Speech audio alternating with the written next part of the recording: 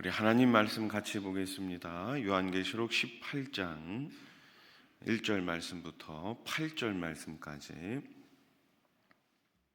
함께 읽겠습니다. 2일 후에 다른 천사가 하늘에서 내려오는 것을 보니 큰 권세를 가졌는데 그의 영광으로 땅이 환하여 지더라. 힘찬 음성으로 외쳐 이르되 무너졌도다 무너졌도다 큰 성 바벨론이여 귀신의 처소와 각종 더러운 영이 모이는 곳과 각종 더럽고 가증한 새들이 모이는 곳이 되었도다. 그 음행의 진노의 포도주로 말미암아 만국이 무너졌으며 또 땅의 왕들이 그와 더불어 음행하였으며 땅의 상인들도 그 사치의 세력으로 치부하였도다 하더라. 또 내가 들으니 하늘로부터 다른 음성이 나서 이르되 내 백성아 거기서 나와 그의 죄에 참여하지 말고 그가 받을 재앙들을 받지 말라. 그의 죄는 하늘에 사무쳤으며 하나님은 그의 불의한 일을 기억하신지라. 그가 준 그대로 그에게 주고 그의 행위대로 갑절을 갚아주고 그가 섞은 잔에도 갑절이나 섞어 그에게 주라. 그가 얼마나 자기를 영화롭게 하였으며 사치하였든지 그만큼 고통과 애통함으로 갚아주라. 그가 마음에 말하기를 나는 여왕으로 앉은 자요 과부가 아니라 결탄코 애통함을 당하지 아니하리라 하니 그러므로 하루 동안에 그 재앙들이 이르리니 곧 사망과 애통함과 흉년이라. 그가 또한 불에 살라지리니 그를 심판하시는 주 하나님은 강하신 자이심이라. 아멘. 성경에 보면 하나님은 아브라함에게 찾아오셔서 뭐라고 말씀하십니까? 본토 친척 아비집을 떠나라 이렇게 말씀하십니다. 롯을 소돔과 고모라에서 나오라고 말씀하시는 분도 하나님이셨습니다. 이스라엘 백성에게는 애굽과 바벨론에서 나오라고 말씀하셨습니다. 하나님은 우리에게도 오늘 말씀하고 계십니다. 뭐라고 말씀하십니까? 죄악의 도시에서, 멸망의 도성에서 나오라고 말씀하십니다. 성도는 이 악한 환경에서 그러면 어떻게 떠날 수 있을까요? 큰 권세를 가진 천사가 바벨론 성이 무너졌다고 선포합니다. 2절 말씀을 다시 보세요. 힘찬 음성으로 외쳐 이르되 무너졌도다 무너졌도다 큰 성 바벨론이요 귀신의 처소와 각종 더러운 영이 모이는 곳과 각종 더럽고 가증한 새들이 모이는 곳이 되었도다. 아멘. 이 선포는 주님의 심판이 그분의 권능으로 집행되었음을 의미합니다. 또 무너졌다는 말이 몇 번 나옵니까? 2번 반복해서 나오죠. 이 말의 의미는 바벨론의 멸망이 피할 수 없는 명시적인 반드시 이루어지게 될 일이라는 뜻입니다. 바벨론은 끈질긴 생명력과 무한한 권세를 자랑했지만 결국은 패배하고 말았습니다. 성도는 세상의 번영 속에 숨겨진 폐허를 볼 줄 알아야 합니다. 세상의 아름다운 겉모습 뒤에는 부패하고 무너진 폐허만 존재할 뿐입니다. 아름다운 것도 하나님이 인정하시지 않는 것이라면 아무리 사람의 눈에 보이기 좋은 것들도 결국에는 다 무너질 수밖에 없습니다. 세상의 본질을 깨닫고 그래서 우리는 세상에 현혹되지 말아야 하며 특별히 이 세상에 소망을 두어서는 안 됩니다. 바벨론이 멸망한 원인은 음행과 사치였어요. 3절 말씀을 다시 보세요. 그 음행의 진노의 포도주로 말미암아 만국이 무너졌으며 또 땅의 왕들이 그와 더불어 음행하였으며 땅의 상인들도 그 사치의 세력으로 치부하였도다 하더라. 아멘. 즉 우상 숭배와 도덕적 타락과 사치가 멸망의 원인이었습니다. 이 세 가지는 바벨론의 멸망 원인일 뿐 아니라 성도를 구별하는 척도가 되기도 합니다. 마지막 때를 사는 성도는 어떻게 살아가야지만 됩니까? 우상을 숭배하는 것이 아니라 하나님만을 섬겨야 합니다. 성결하며 절제할 줄 알아야 하는 것이죠. 남들과 다르게 산다는 것이 분명 쉬운 삶은 아닙니다. 그럼에도 음행과 사치를 영원한 생명과 바꿀 수 없기에 우리는 거룩하게 살아가야 할 충분한 이유가 있는 것입니다.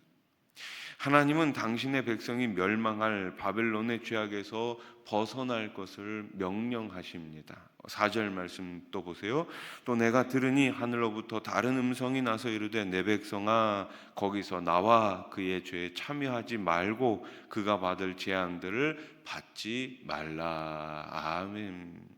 이 명령은 죄악이 가득한 세상에서 구별되라는 우리 주님의 요구입니다. 나오라는 명령을 따르면 죄악에 물들지 않습니다. 재앙도 피할 수 있습니다.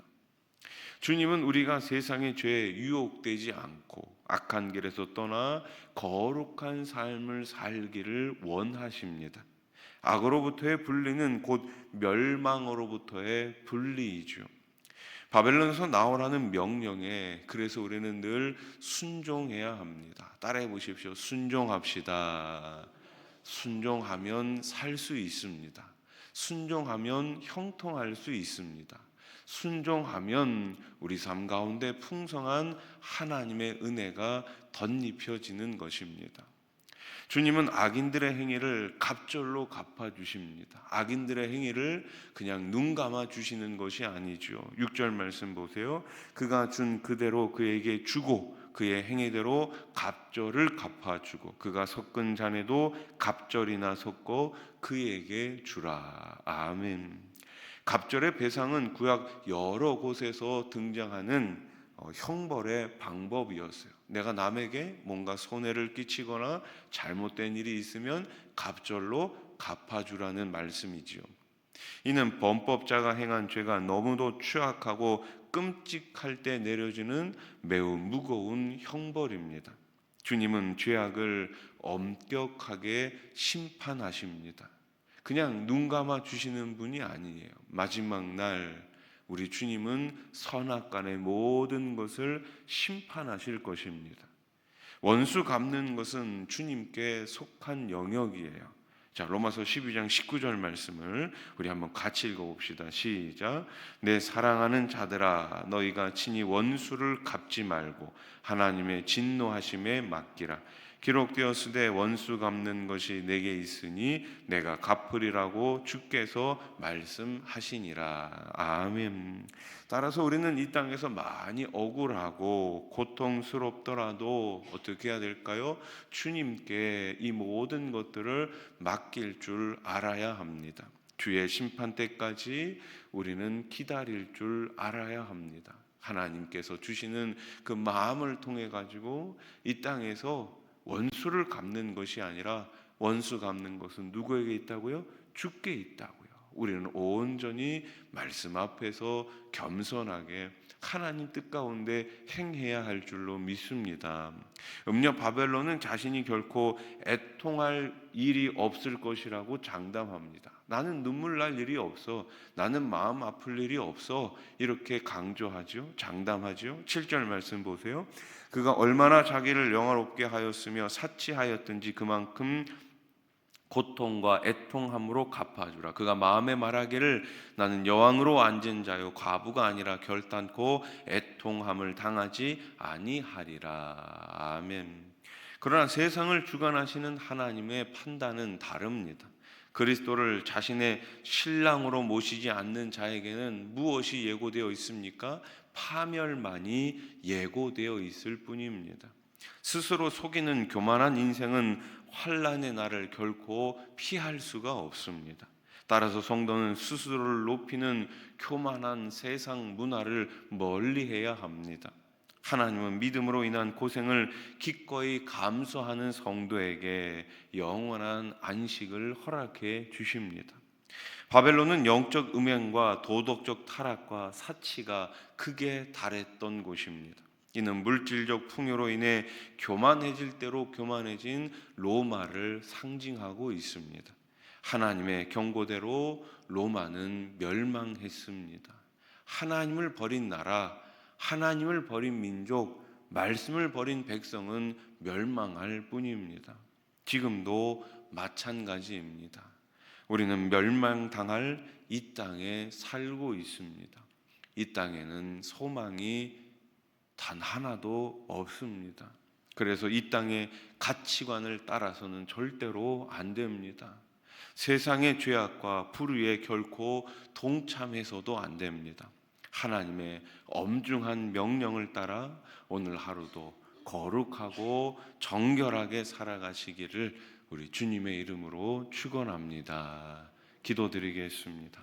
하나님 아버지, 이 땅에는 소망이 없지만 우리 주님께는 영원한 소망이 있습니다. 오늘 이 새벽에도 영원한 소망 되신 주님을 부르며 주님 앞에 나왔습니다. 우리 하나님, 우리 가운데 소망으로 찾아와 주시옵소서. 우리 주님, 우리 가운데 사랑으로 찾아오신 줄로 믿습니다. 주님, 이 땅에 오셔서 우리들을 구원해 주셨습니다. 우리의 구원자이시고 마지막 날 우리의 심판자 되신 주님께서 우리의 삶을 다스려 주시옵소서. 우리의 마음과 우리의 생각과 우리의 판단과 우리의 걸음걸음을 우리 하나님 주장해 주시옵소서. 오늘 하루도 그렇게 거룩하고 정결하게 살아가기를 소원하는 주의 백성들, 우리 하나님 그 오른손 붙들어 주시고 매일매일 통행해 주시고 하늘의 기쁨으로 충만히 채워 주시옵소서. 오늘도 아픈 몸을 이끌고 주님 앞에 나왔습니다. 마음의 상함을 가지고 주님 앞에 나왔습니다. 우리 하나님, 이 시간 어루만져 주시고 질병 가운데 치유함을 허락하여 주시고 마음 가운데 평안함을 허락하여 주시옵소서. 세우신 많은 일꾼들이 있습니다. 한 해 동안 이 모양 저 모양으로 참 수고를 많이 했습니다. 헌신한 우리 모든 일꾼들에게 하늘 상급을 허락하여 주시옵소서. 다가오는 2025년 새롭게 세워진 일꾼들을 또한 기억하여 주시고 하나님 나라를 향하여 함께 달려가는 주님의 군사들 다 되게 해 주시옵소서. 이 나라 이 땅을 긍휼히 여겨주시고 하루속히 안정을 허락해 주시옵소서. 무엇보다도 저 북녘 땅에 마음껏 주님 이름 부를 수 있는 날을 하루속히 우리 주님 허락해 주시옵소서. 예수님의 이름으로 기도드립니다. 아멘.